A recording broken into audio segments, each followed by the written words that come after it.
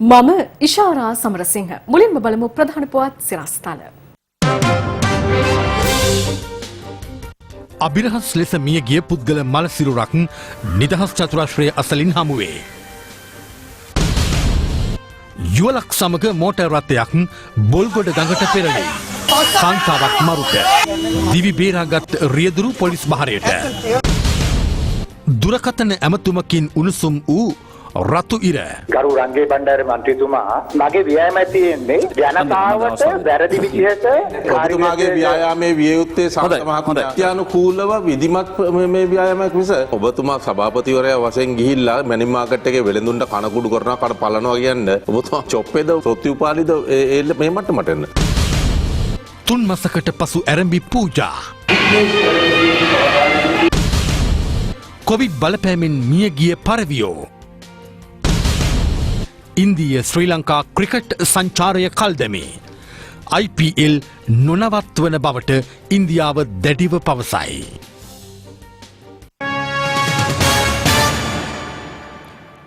බස්නාහිර පළාත තුළ ඊයේ දින සිදු කළ වැටලීම්වලදී මත්ද්‍රව්‍ය ජාවාරම් වලට සම්බන්ධ පුද්ගලයින් 456 දෙනෙකු අත්අඩංගුවට ගෙන තිබෙනවා. මේ අතර තංගල්ල මාරකොල්ලිය ප්‍රදේශයේ පොලිස් විශේෂ කාර්ය බලකාය මගින් සිදු කරනු ලැබූ හදිසි වැටලීමකදී හෙරොයින් මත්ද්‍රව්‍ය සමග සැකකරුවන් 2 දෙනෙක් අත්අඩංගුවට ගනු ලැබුවා. තංගල්ල පොලිස් විශේෂ කාර්ය බලකා කඳවුරට ලද තොරතුරකට අනුව ඊයේ රාත්‍රියේ මාරකොල්ලිය ප්‍රදේශයේ හදිසි වැටලීමක් සිදු කර තිබෙනවා. මෙහිදී නිවසක් පරීක්ෂා කිරීමේදී අලෙවි කිරීමට සූදානම් කර තිබූ හෙරොයින් මත් පැකට් 35ක් සොයා ගැනීමට හැකි වුණා. නිවසේ හිමිකරු අත්අඩංගුවටගෙන ඔහුගෙන් සිදු කළ ප්‍රශ්න කිරීම්වලදී හෙළිකරගත් තොරතුරු වලට අනුව තවත් සැකකරුවන් 2 දෙනෙකු අත්අඩංගුවට ගෙන තිබෙනවා. අත්අඩංගුවට ගත් සැකකරුවන් සහ හෙරොයින් මත් පැකට් තොගය තංගල්ල පොලිසියට බහර දීමටයි පොලිස් විශේෂ කාර්ය බලකා නිලධාරීන් පියවර ගත්තේ.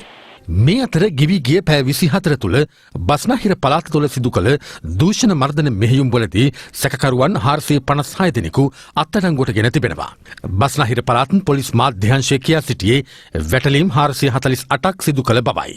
මෙහිදී හෙරොයින් ග්‍රෑම් 104ක්, අයිස් මද්‍රව්‍ය ග්‍රෑම් 174ක්, විවිධ වර්ගයට අයත් මත්පෙති 204ක් සමග නීති විරෝධී මත්පැන් තොගයක් පොලිස් බහරයට ගත් බව පොලිසිය පැවසුවා. මෙවර රතුයිර දේශපාලන සංවාදයේදී ඉදිරි මැතිවරණය සඳහා දේශපාලන පක්ෂවල සූදානම පිළිබඳව අවධානය යොමු වුණා. එහිදී පාරිභෝගික සේවා අධිකාරියේ සභාපතිවරයා සම්බන්ධයෙන් වූ චෝදනාවකට එහි සභාපතිවරයා දුරකථනය ඔස්සේ සම්බන්ධ වෙමින් මෙලෙස කරුණු පැහැදිලි කළා. මැතිවරණය ආරම්භලා ආණ්ඩු පක්ෂය කියන්නේ 3න් 2ක් ඕනේ කියලා ලෑස්තිද 3න් 2ක් දෙන්න. අපි අනිවාර්යෙන් මේක ජයග්‍රහණය කරනවා මැතිවරණේ. අපිට හොඳ අවස්ථාවක් උදා වෙලා තියෙනවා රටේ තියෙන වාතාවරණය අනුව. අපි ඔක්කොම 4 දෙනාම එක කඳවුරක හිටපු කට්ටිය අද වෙන වෙන වශයෙන් අපි දේශපාලනය කරනවා. ගෝඨාභය රාජපක්ෂ මැතිතුමා පත් වුණාම විශාල බලාපොරොත්තුවක් තිබ්බා. ඒ වගේ එතුමාටත් යම් දෙයක් කරන්න උවමනාවකුත් තිබ්බ තාමත් තියෙනවා ඇති. හැබැයි එතුමා මං හිතන්නේ අතරමං වෙලා වගේ තත්වයක ඉන්නවා. පරණ දේශපාලඥයොත් එක්ක මේක කරන්න පුළුවන්ද? කරන්න බෑ වගේ විශ්වාසයක් මේ වෙනකොට එතුමා පෙන්눔 කරනවා. විශේෂයෙන්ම හමුදාව ගොඩක් වෙලාවට එතුමා යොදා ගන්න උත්සාහ කරනවා. එතුමාන්ලා විනය ගරුක වැඩක් කරන්න පුළුවන් උදවිය වශයෙන් තුමා දකින්න නිසා. හැබැයි ඒක අන්තරාදායක තත්වයක් රටකට.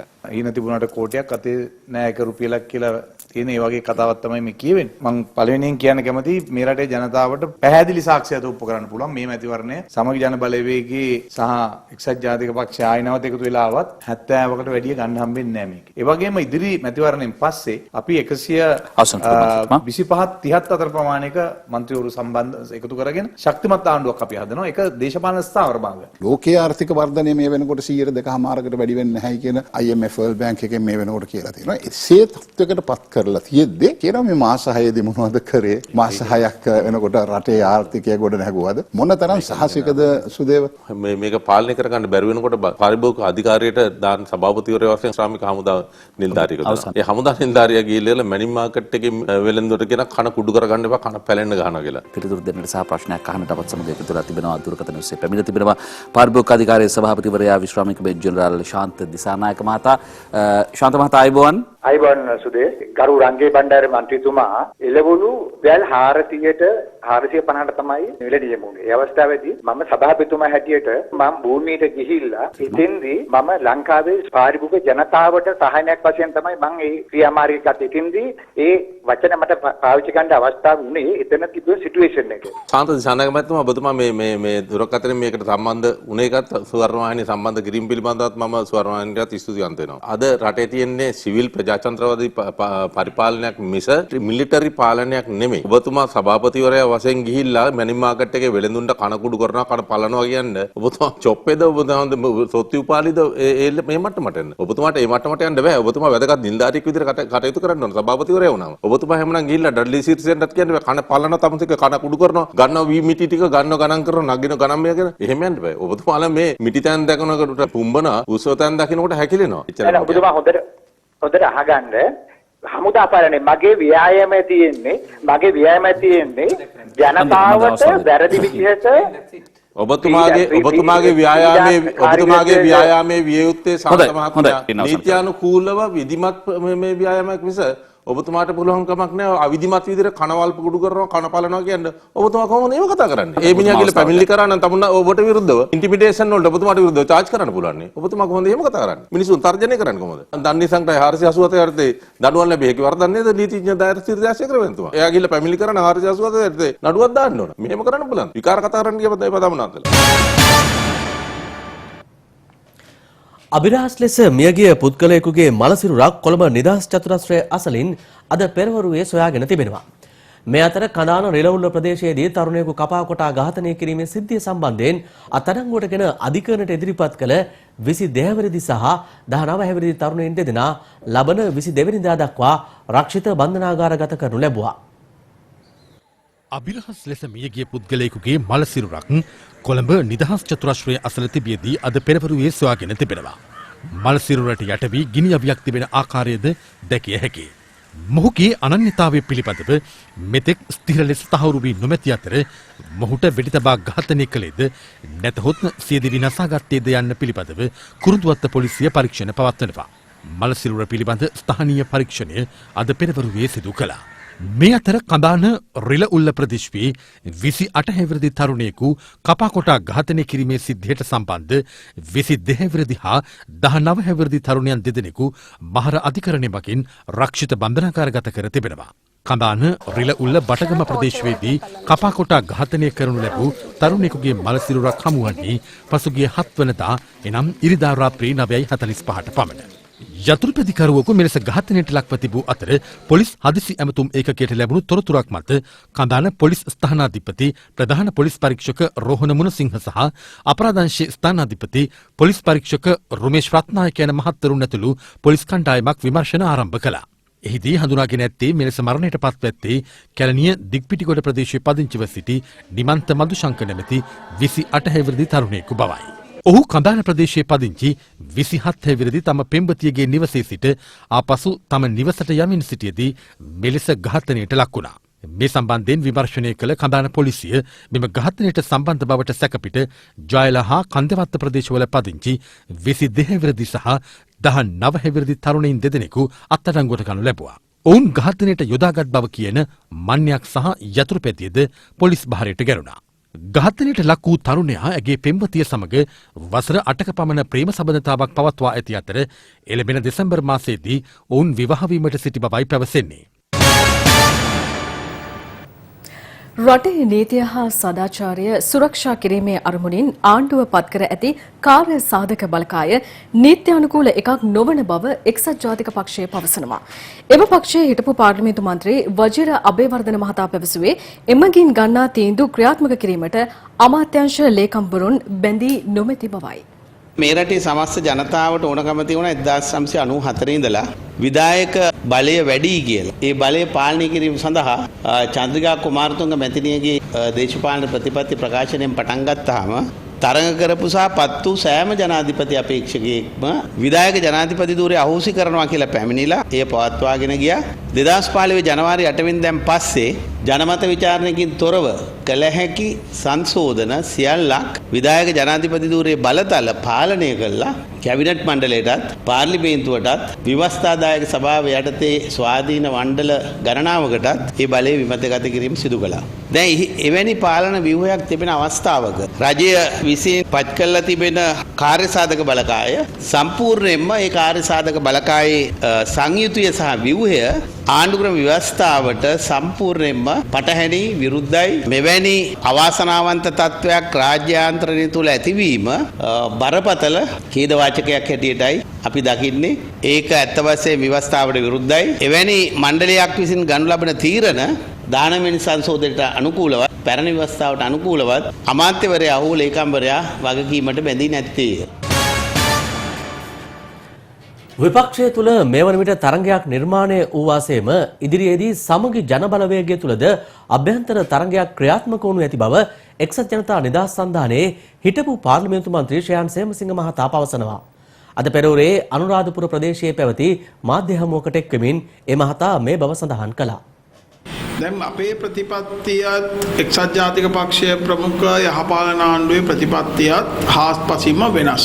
මොකද අපි දේශීයත්වය මත රැඳෙන ප්‍රතිපත්තියක් අනුගමනය කරන්න උත්සාහ කරද්දී එක්සත් ජාතික පක්ෂය නිතරම කරේ විදේශීය ආනයනීය මත පදනම් වෙච්ච ආර්ථිකයක් අපේ රටේ ගොඩ නැගීම. දැන් අපිට පේන්න තියෙනවා අගෝස්තු මාසේ 5 වෙනිදා මැතිවරණයට දින නියම කිරීමත් විපක්ෂයට ප්‍රශ්නයක් වෙලා තියෙනවා. විපක්ෂය උත්සාහ කරේ සදාකල්ම මැතිවරණයකට මුහුණ නොදී විවේචන පමණක් එල්ල කරමින් කාලය ගත කරන්න. ඒ හින්දා අගෝස්තු මාසේ 5 වෙනිදා මැතිවරණයට අද එක්සත් ජාතික පක්ෂය ප්‍රමුඛ විපක්ෂ සමගි ජන බලවේගය විශේෂයෙන්ම ඔවුන්ගේ ආධාරකරුවන් ඉන්න පක්ෂ සියල්ල මං හිතන්නේ යම් කම්පාවකටපත් වෙලා ඉන්නවා මැතිවරණ කොමිෂන් සභාව තියන්න තීන්දුව කිරීම. මොකද එයාලා දැන් බෙදිලා ඉන්නේ. බෙදිලා විපක්ෂයේ පක්ෂ අතර තරගයක් නිර්මාණය වෙලා තියෙනවා වගේම මං හිතන්නේ හෙට අනිද්දා දවස වෙද්දී සමගි ජන බලවේගයේ අභ්‍යන්තරයේම තරගයක් නිර්මාණය වෙයි. කවුද ජයග්‍රහණය කරන අපේක්ෂකයා කියලා බලන්න. පානදුර හිරණ ප්‍රදේශයේදී මෝටර් රථයක් බොල්ගොඩ ගඟට වැටී සිදු වූ අනතුරකින් එහි සිටි කාන්තාවක් මිය ගොස් තිබෙනවා. අනතුරින් මෝටර් රථයේ රියදුරු දිවි බේරාගෙන ඇති බවයි පොලිසිය පවසන්නේ. පානදුර හිරණ ප්‍රදේශයේ බොල්ගොඩ පාලමසලින් මෝටර් රථයක් ගඟට වැටිලා කියන ආරංචිය ගම්වාසීන්ට ලැබුණේ ඊයේ රාත්‍රී 7:30ට විතර. මෝටර් රථය ඒ වෙනකොටත් තිබුණේ බොල්ගොඩ ගඟේ ටිකක් මැදට වෙන්න. ඒ නිසා වතුරට යට වෙලා තිබුණු මෝටර් රථය ගොඩට ගන්න ගම්වාසීන්ට දැඩි පරිශ්‍රමයක් දරන්න සිදු වුණා. සිද්ධිය ගැන ආරංචි වුණු පානදුර පොලිසියේ නිලධාරීනුත් වහාම එතනට ඇවිත් මෝටර් රථය ගොඩට ගන්න ප්‍රදේශවාසීන්ට ලොකු සහයෝගයක් ලබා දුන්නා. මහත් වෙහෙසකින් පස්සේ මේ විදියට ගොඩට ගත්තු මෝටර් රථය ඇතුලේ හිර වෙලා හිටියේ කාන්තාවක්.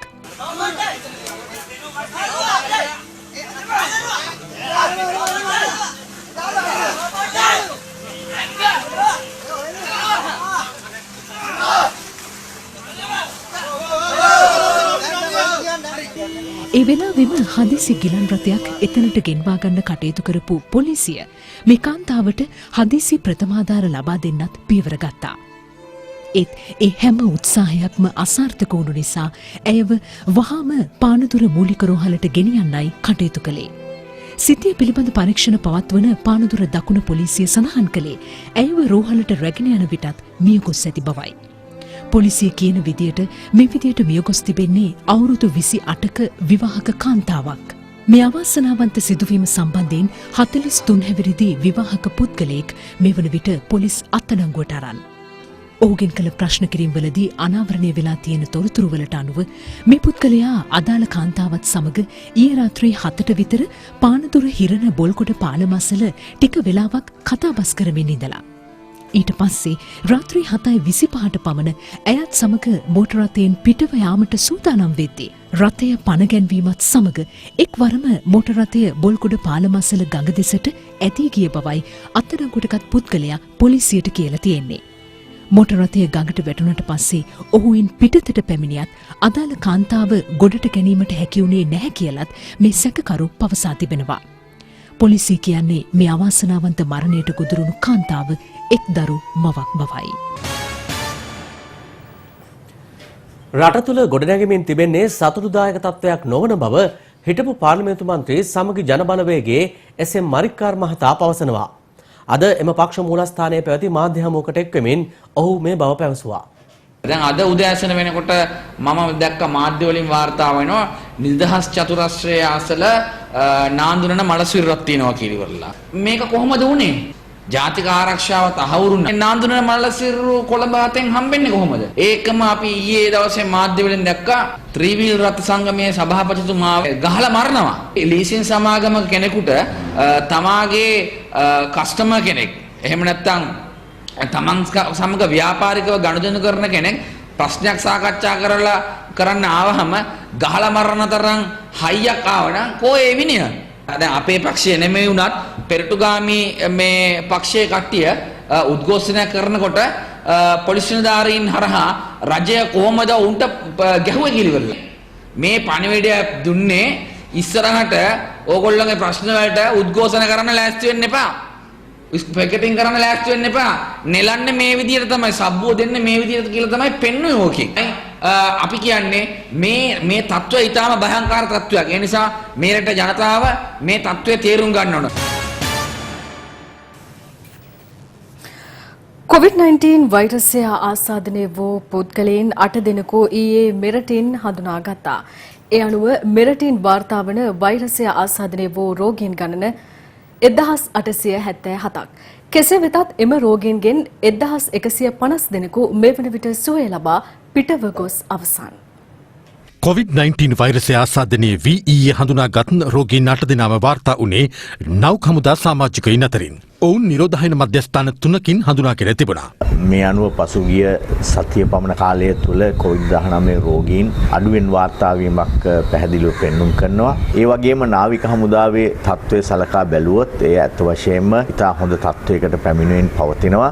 මේ අනුව ඊයේ දිනේදී වැලිසර නාවික හමුදා පරිශ්‍රයේ 1290ක් නිවෙස් බලා පිට කිරීම සඳහා දැනට හැකියාව තියෙනවා. ඒ වගේම නිරෝධායන මධ්‍යස්ථානවල සිටින නාවික හමුදාවේ උදවියගෙන් ඒ සංඛ්‍යාව 3000කට අධිකයි. එම සංඛ්‍යාවෙන් 622ක් නිවෙස් බලා යැවීමේ හැකියාවක් තියෙනවා. වෛරසය ආසාදනය වූ රෝගීන් 1877 දෙනෙකු මේ වන විට මෙරටින් වාර්තා වී ඇති අතර ඉන් රෝගීන් 1150 දෙනෙකුම සුවය ලබා පිටව ගොස් තිබෙනවා. තවමත් ප්‍රතිකාර ලබන්නේ රෝගීන් 716 දෙනෙක් පමණයි. මේ අතර නිරෝධායනය අවසන් කළ පුද්ගලයින් 120 දෙනෙකු අද හෝමාගම දියගම තාක්ෂණ පීඨයේ පිහිටි නිරෝධායන මධ්‍යස්ථානයෙන් පිටව ගියා. අප වාර්තාකරු පැවසුවේ බෙලරුස් රාජ්‍යයේ සිට පැමිණි පිරිසක් එලෙස පිටව ගිය බවයි. මේ අතර හෝමාගම පනාගොඩ ප්‍රදේශයේ පිහිටි නිරෝධායන මධ්‍යස්ථානයකින්ද පුද්ගලයින් 62 දෙනෙකු නිරෝධායනය අවසන් කර පිටත්ව ගොස් තිබෙනවා. මින්නේරිය කටුකැලියාව ප්‍රදේශයේ පිහිටි නිරෝධායන මධ්‍යස්ථානයෙන්ද පුද්ගලයින් 59 දෙනෙකු අද නිරෝධායනය අවසන් කර පිටව ගියා. ඔවුන් ඉන්දියාවේ චෙන්නාහි සිට මෙරටට පැමිණ නිරෝධායනය සඳහා යොමු කර සිටි පිරිසක්. යුද හමුදාව සඳහන් කළේ අද දිනේ පමණක් නිරෝධායනය අවසන් කළ පුද්ගලයින් 271 දෙනෙකු මධ්‍යස්ථානවලින් පිටව යන බවයි. දිනේ වන විට ත්‍රිවිධ හමුදා විසින් පවත්වාගෙන ලබන නිරෝධායන මධ්‍යස්ථාන තුළින් පුද්ගලයන් 12856 දෙනෙකු නිරෝධායන ක්‍රියාවලිය අවසන් වී තම නිවෙස්ට පිටත්ව ගොස් තිබෙනවා. එසේම අද දිනේ වන විට ත්‍රිවිධ හමුදාවකින් පාලනය කරනු ලබන නිරෝධායන මධ්‍යස්ථාන 44ක් තුළ පුද්ගලයන් 4874 දෙනෙකු මේ වන විට නිරෝධායනය වෙමින් සිටිනවා.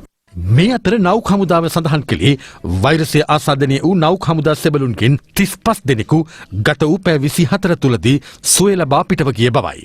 ඒ අනුව මේ වන විට නෞක හමුදා සෙබළුන්ගෙන් 657 දෙනෙකු සුවය ලබා පිටව ගොස් තිබෙනවා. මේ අතර පිලිපීනයේ සිට තවත් ශ්‍රී ලාංකිකයින් පිරිසක් යුරෝපීය මෙරටට පැමිණියා. ඒ ශ්‍රී ලංකන් ගුවන් සමාගමට අයත් UL 1423 දරන ගුවන් යානයෙන්. අප වාර්තාකරු පැවසුවේ නැව් කාර්ය මණ්ඩල සේවකයින් 113 දෙනෙකු ඇතුළුව පුද්ගලයින් 222 දෙනෙකු එම ගුවන් යානයෙන් මෙරටට පැමිණි බවයි. ඔවුන් සියලු දෙනාම ගුවන් තොටුපළේදී PCR පරීක්ෂණ සඳහා යොමු කිරීමට පියවරගෙන තිබුණා.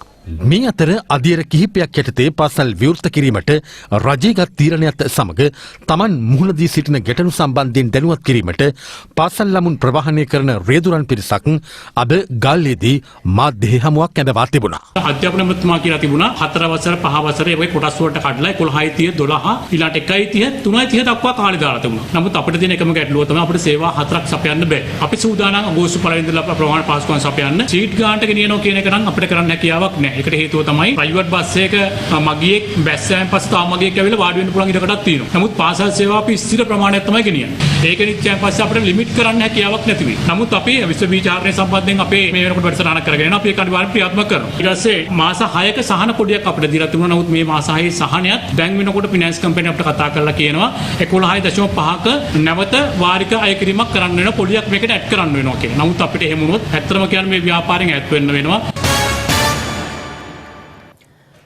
පහර කෑමට ලක්ව ජීවිතක්ෂයට වූ ලංකා ස්වයං රැකියා වෘත්තිකයන්ගේ ජාතික ත්‍රිරෝදත සංගමේ සභාපති සුනිල් ජයවර්ධන මහතාගේ දේහය අද අලුයම ඒ මහතාගේ නිවසට රැගෙන එනු ලැබුවා. සුනිල් ජයවර්ධන මහතා ඊයේ ජීවිතක්ෂයට පත් වුණේ මෙරියාන ප්‍රදේශයේ මූල්‍ය ආයතනයකදී සිදු පහර දීමකින්. මේ යන විට 53 වැනි වියේ පසු ලංකා ස්වයං රැකියා වෘත්තිකයන්ගේ ජාතික ත්‍රිරෝදත සංගමේ සභාපති සුනිල් ජයවර්ධන මහතා තිදරුපියෙක්. පිළියන්දල කැස්බෑවේ පිහිටි ඒ මහතාගේ නිවසට අදාළුවම දේහය රැගෙන එන විටත් විශාල පිරිසක් පැමිණ සිටියා.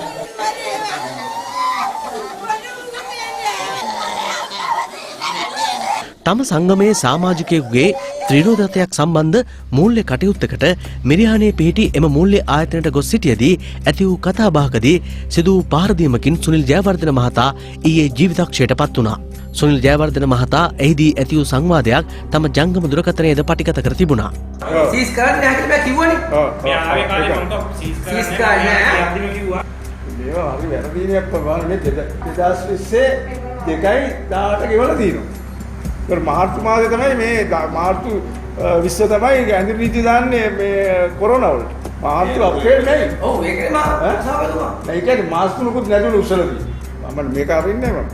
ත්‍රිරෝදත රියදුරන් මුණපාන ගැටලු ගැනද සුනිල් මහතා මෙලෙස අදහස් පළ කර තිබුණා. අතිගරු ජනාධිපතිතුමනි මේ මිරිහානේ ඔබතුමාගේ ගෙවල් ඉදිරිපිට මෙන්න මේ ආයතනය මෙන්න මෙතන මේ වාහනයක් මේ අහිංසක මිනිහෙක්ගේ වාහනයක් ත්‍රිරෝදත දුවන්න දීලා දැන් සතියක්වත් නැහැ. රුපියල් 50 100 හරි හොයාගෙන මේ දරුපවුල නඩත්තු කරන වෙලාවේ අතිගරු ජනාධිපතිතුමනි ඔබතුමාගේ අවධානයටයි මේ කියන්නේ මෙන්න මේ පාතාලයේ යොදලා මිනිසුන්ට පහර දීලා ගහලා මේ වාහන උස්සා යන එක දැන් ක්‍රියාත්මකයි.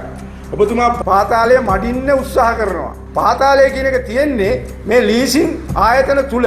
මේ විදිහ අපරාධ වෙනවා මේ රට ඇතුලේ. ඔබතුමාගේ ලීසින් සාහනේ ඒගොල්ලන්ට සම්බන්ධතාවයක් නැහැලු. අපි දැන් ජනාධිපති ලේකම් කාර්යාලයට කතා කරලා ඒ අදාළ නිලධාරියාව දැනුවත් කරා යලිත් මට කෝල් එකක් දීලා මේ සම්බන්ධයෙන් ජනාධිපතිතුමාගේ මෙහෙයුම් කටයුතු සම්බන්ධව ක්‍රියා කරන කමිටුවට මේ ගැටලුව යොමු කරන බවට පොරොන්දු වුණා. ඉතින් ජනාධිපතිතුමනි මේකට වහම මැදිහත් වෙන්න.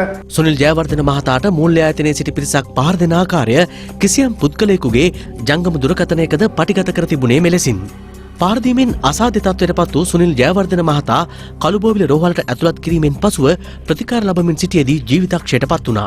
පාරදීම සම්බන්ධයෙන් ලීසින් සමාගමේ කළමනාකරු ඇතුළු පුද්ගලයින් 8 දෙනෙක් ලබන 25 වෙනිදා දක්වා ආරක්ෂිත බන්ධනාගාරගත කර තිබෙනවා. එදිනට ඔවුන් හඳුනා ගැනීමේ පෙරටුවක් සඳහාද ඉදිරිපත් කිරීමට නියමිතයි. නොචියාගම කොකුන්නෑව ගම්මානයේ ගොවීන් සිය වගාවන්ට කහ රෝගය වැළඳීම නිසා දැඩි දුෂ්කරතාවට පත්ව සිටිනවා. ගොවීන් පවසන්නේ මෙම රෝගය පිළිබඳව කෘෂි නිලධාරීන් දැනුවත් කළත් මෙතෙක් ඊට විසඳුමක් ලැබී නොමැති බවයි. නොච්චියාගම කොකුන්නෑව ගම්මානයේ කොමඩු ගොවීන්ට මීට පෙර සිය වගාවෙන් හොඳ අස්වැන්නක් ලැබී තිබුණත් මෙවර කොමඩු වගාවට කහ රෝගය වැළඳී තිබෙනවා.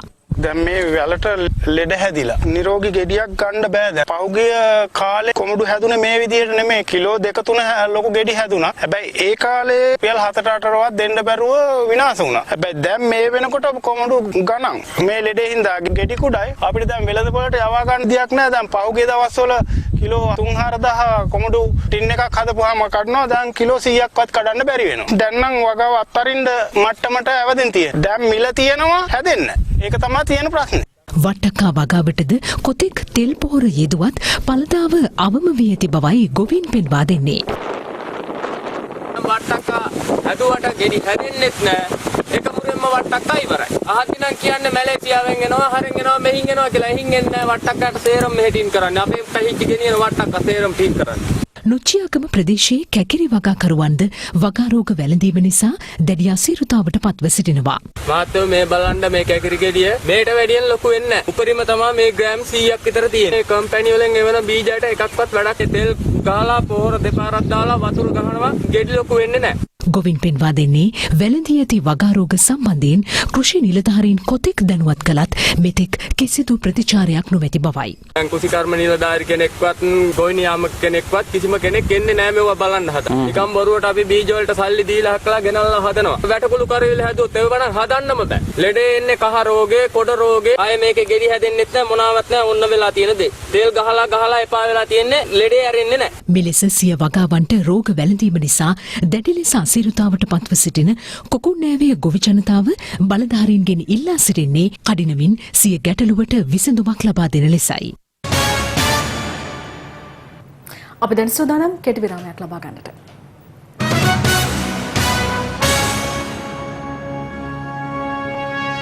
සමත් වී තිබෙනවා. මෙම විසබීජහරණ යන්ත්‍රය ට්‍රැක්ටර් රථයකට සවිකර ඇති අතර එමගින් මීටර 25ක පමණ ප්‍රදේශයක් අඩු කාලයකින් විසබීජහරණයට ලක් කළ හැකිවීම විශේෂත්වයක්. මධ්‍යම කඳුකරේ බටහිර බැවුම් ප්‍රදේශවල පවතින තද සුළං සමග හටගෙන ඇති දැඩි වර්ෂාව නිසා ජනජීවිතයට බාධා එල්ල වී තිබෙනවා. COVID-19 වසංගත අවදානම සමග තාවකාලිකව නවතා දැමුණු සියලු ආගමික ස්ථානවල ආගමික කටයුතු අද සිට සෞඛ්‍ය නිර්දේශ මත යළි ආරම්භ වෙනවා. ඒ අනුව මාස 3කට පසු වතුකරේ හින්දු කෝවිල්වලදී පුද්ගල දුරස්ථ භාවය පවත්වා ගනිමින් මෙලෙස පූජා පැවැත්වුණා.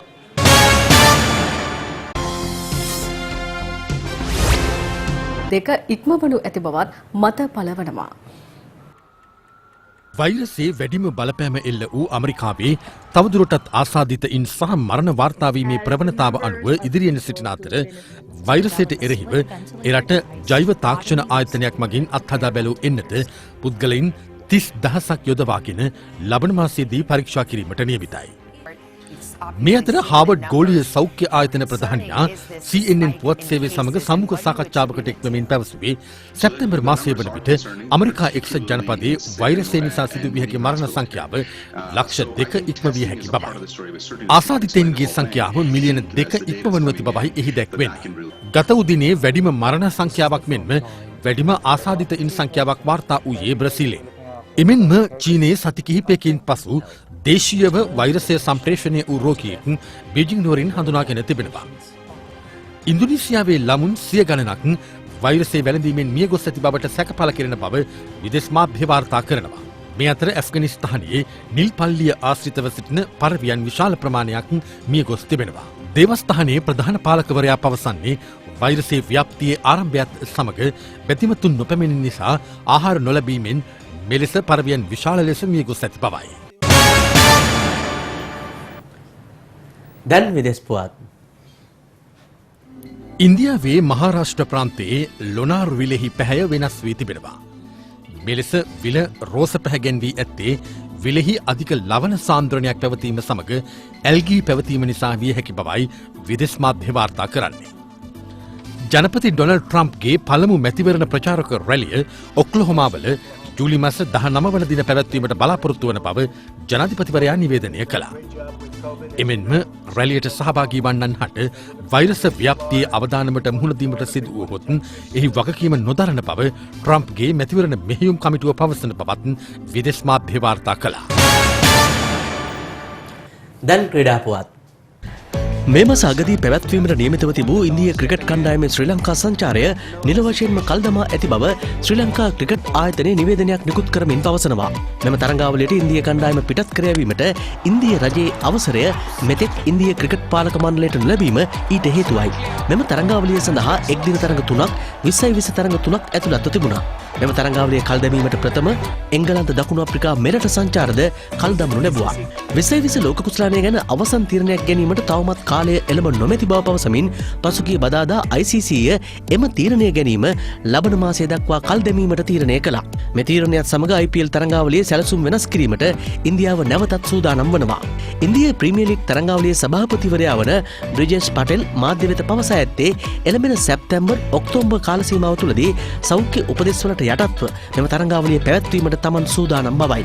මේ අතර ඉන්දිය ක්‍රිකට් පාලක මණ්ඩලයේ සභාපති සෞරව් ගංගුලි ඊයේ මාධ්‍ය වෙත අදහස් පළ කර ඇත්තේ මෙම තරඟාවලිය පැවැත්වීමට නොහැකි වුවහොත් ඉන්දියාවට විශාල මූල්‍යපාඩුවක් සිදුවන බවයි. ඒ හේතුවෙන් ප්‍රේක්ෂකයන් නොමැතිව මෙම තරඟාවලිය පැවැත්වීමට වැඩි ඉඩකඩක් ඇති බවත් ඔහු පවසනවා. Live at 12 අදට අවසන්. යලි හමුවීම live at 6:50 සමගින් සුබ දවසක්.